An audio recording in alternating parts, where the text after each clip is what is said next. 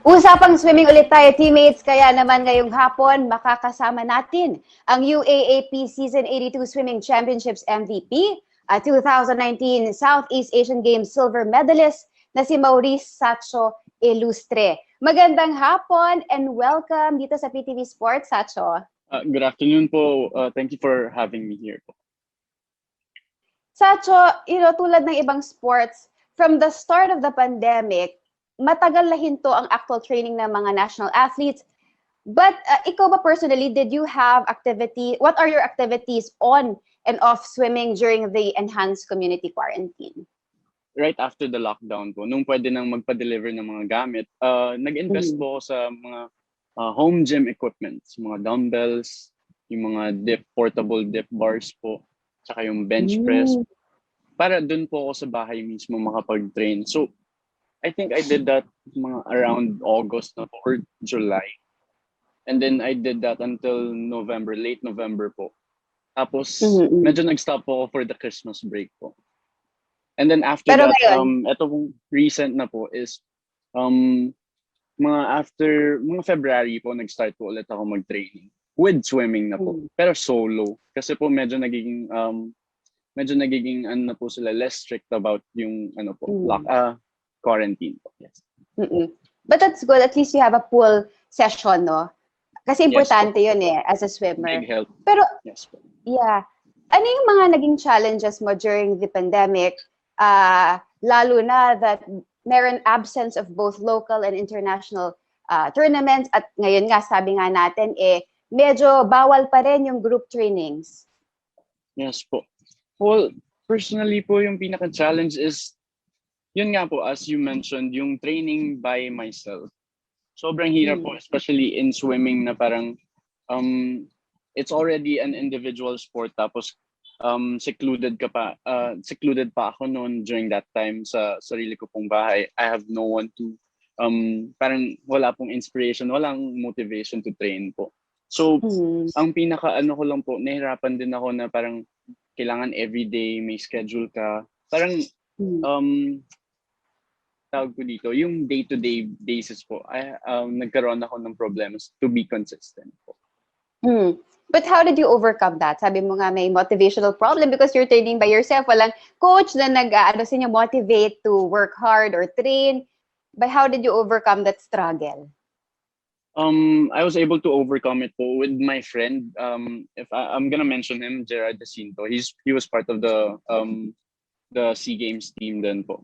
Parang ang nangyari po is nagkaroon din po kasi ng time na nag-uusap na lang po kami tapos compare ng mga workouts po. Yung home workouts namin tapos parang actually po medyo naging slight bodybuilder na lang po kami. Yun na lang yung parang motivation namin na okay, by the time na mag-end dapat tong quarantine, dapat bulk kami, buff kami. Parang ganun po.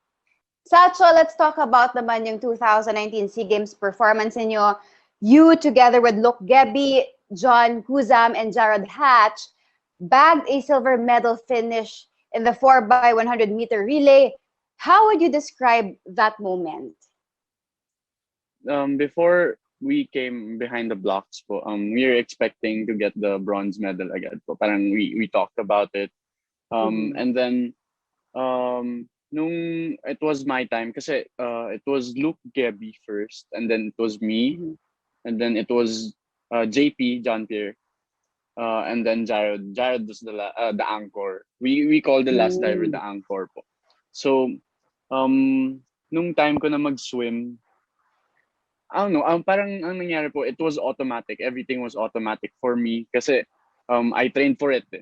Kumbaga, ang ano na lang po sa akin is yung nerves ko na parang gusto ko kasi makuha yun. So, parang everything had to be perfect talaga po. So I actually had a problem with my pacing because I went way too fast on my first 50 and then medyo namatay po at the end of my last lap. Pero thankfully John Pierre and Jared was there to pick us back up po. And then Jared was able to get us the silver po. I just want to know, ano yung naging mindset nyo doon sa entire SEA Games competition, lalo na you are faced with powerhouse countries like Singapore led by Joseph Schooling, at nandyan din syempre yung presence ng Vietnam and Malaysia na malalakas din. I guess yung mindset po namin was to be our own parang powerhouse din po. Kumbaga, confidence dapat na parang hindi lang sila yung malakas, hindi lang sila yung nag-training. So parang we had to claim it din po. Na parang meron din kaming kayang gawin, meron din kaming kayang makuha.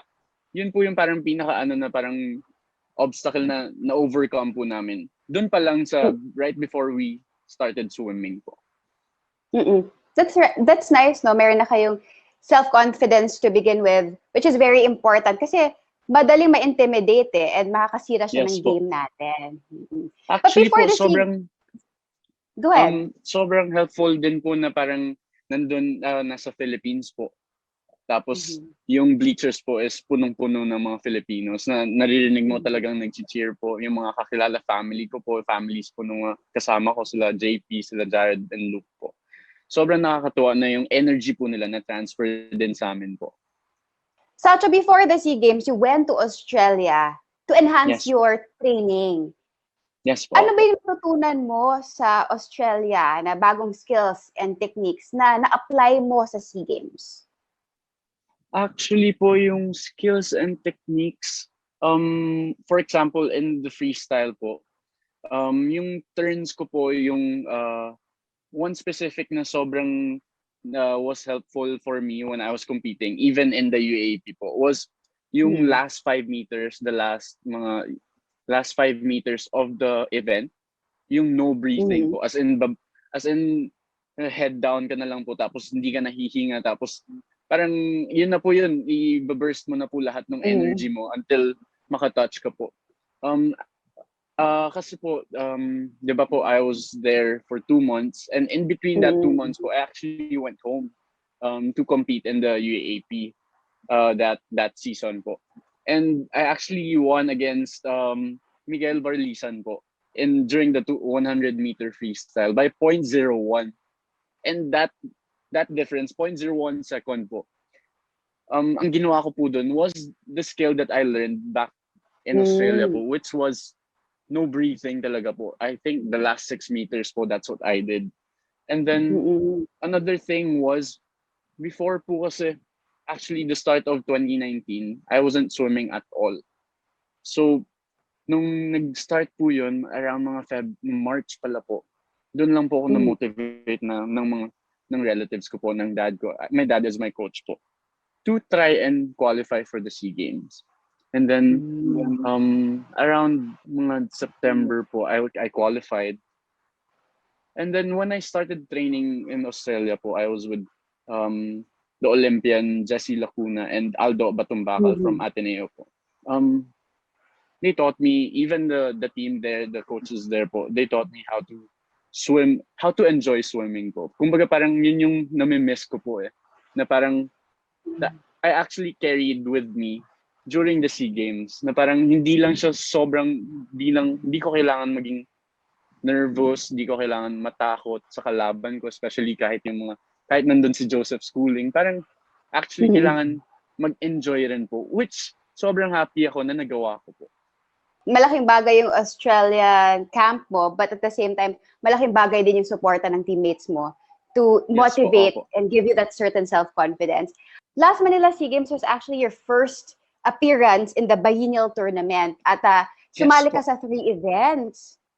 Yes po. Ano yung natutunan mo doon sa pagkasabak mo for the very first time in the SEA Games? Well, nakita ko po yung sarili kong potential na talagang kaya pala po. Na especially po nakasabay ko po kahit sa relay lang po yun, especially nakasabay ko po si Joseph Schooling na kayang maabot po yung mga naabot din po nila. Na possible talaga po for an Asian swimmer na hindi lang Europe or America ang pwede pong mag-compete in the Olympics, which is, for me, the Olympics is the highest achievement that an athlete can qualify into po. We've mentioned kanina nga yung importance and self-confidence, but Yes. Dun sa mga previous interviews mo, you've mentioned that one problem or one biggest problems you had was self-criticism. Kumbaga, you were Yes. just too hard on yourself. Can you give us an instance where you were too hard on yourself and how did you overcome it? I'm sure makakatulong to ng malaki sa madaming atleta. Actually, hindi nga lang athletes eh. Actually po, there's this one time, way back when po, parang I was in high school, not really recent po, na parang we were doing, it was an ordinary day. We were doing pull boy paddles po with equipments. And merong time na during that workout, it was a long distance workout. Merong time na parang nahahabol po ako ng teammates ko. And during that time po, kasi parang hindi pa po ako sanay na parang natatalo. So, medyo merong ano rin po sa part ko na parang pagka-arrogant din po. Pero, natutunan ko rin po na talagang mangyayari yun po. And actually po, nasabihan din ako and pinag-usapan rin po namin yan ng coaches ko po, ng mga ng team manager po na it's actually better if you're surrounded by people who's faster than you, who's better than you. Because then, in that environment, you'd be able to develop, you'd be able to progress, flourish po.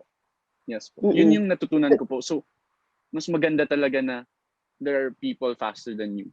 Para hindi ka po maging stagnant. Kumbaga, mahihila ka nila pataas eh, di ba? Yes po, opo. Ganun na nga po. Punta naman tayo sa UAAP. Nanalo ka ng first collegiate MVP noong 2019 and you mentioned sa social media posts mo na sa company ng team mo lang na-experience yung joy and intensity ng isang competition. Can you expound on this? Kasi po, during that season, we were gunning for the championship actually. We were just 10 points short for the championship. So I had a teammate who was trying to ask me for advice po. So I gave him parang everyone wanted to do their best talaga po. Kumbaga, everyone took advantage of everyone's parang yung mga knowledge po, experience. So I was able to see na my teammates really wanted to get that championship po. And then tapos on the other side naman po, yung kalaban naman po namin. They were trying to do their best kasi during that time po medyo ano rin po sila eh. Parang their team it wasn't complete po, their team. So kumbaga po our team had our own advantages and then their team had their own advantages din po.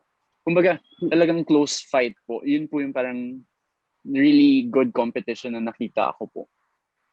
Now, you've mentioned before that swimming is not just a sport to you, but also a family tradition. Can you please tell us more about it?